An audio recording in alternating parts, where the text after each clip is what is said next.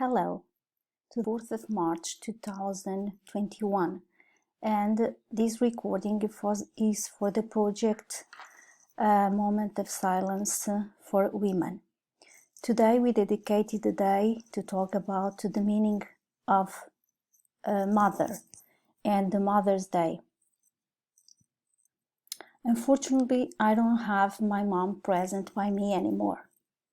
But there's no day I don't call for her, that I don't remember her smile and the moments I spent with her. I lived all my life near her because I didn't want to waste any second. She passed away in December 2019. So, as some students said before, hug her and be present for her all the time. Tell her how much you love her. I'm going to read a poem by Carlos Drummond de Andrade that honors all the mothers in the world.